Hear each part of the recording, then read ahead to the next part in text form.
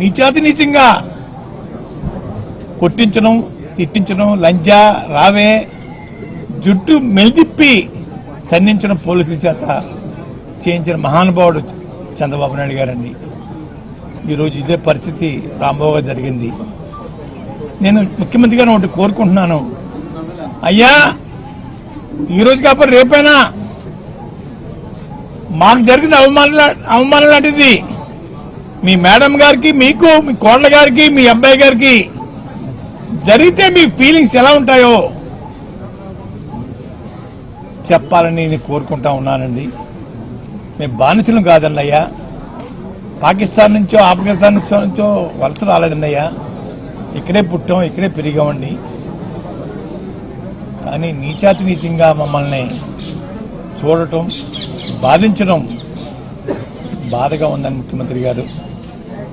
రెండోది,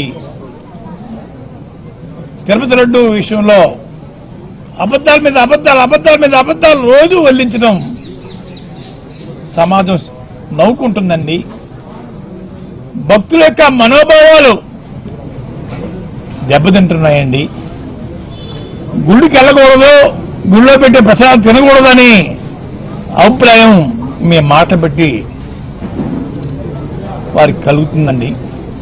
ఎప్పటికైనా మించిపోయింది లేదు. ఆపేయండి మీ అబద్దాలని, ఇంకా ఆపేసేసి గౌరవంగా క్షమాపణ చెప్తే బాగుంటుందని అనిపిస్తా ఉందండి. క్షమాపణ లేపాలని పర్వాలేదు,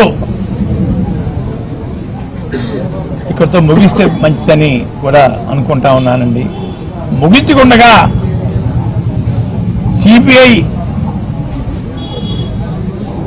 దర్యాప్తు మీద మళ్ళీ ఒక కమిషన్ వేయటం అన్నది ఏంటి మీ ఉద్దేశం? అందరినీ ముద్దాలకే పెట్టి జైల్లో పెట్టేద్దామనా ఏంటి ముఖ్యమంత్రి గారు? ఎన్నో రిపోర్ట్లు నెగిటివ్గా వచ్చాయే, ఎక్కడా పాజిటివ్గా లేదే. మాట మాటికి గొడ్డు మాంసం అని, పంది మాంసం అని, చేప కొవ్వు అని, ఆవు కొవ్వు అని అబద్దాలు వల్లిస్తా ఉన్నారు.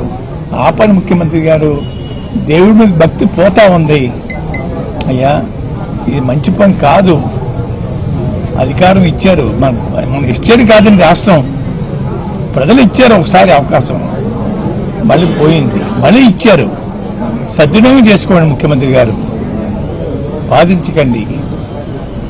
గౌరవంగా జీవించే మనుషులను గౌరవంగా జీవించనమనండి, అంతేగాని మీకు బానిసలుగా చేసుకోవడం కోసం మా ఇళ్ల మీద దాడి చేయించే కార్యక్రమం స్వచ్ఛపరకమని చెప్పేసి నేను కోరుకుంటా ఉన్నాను.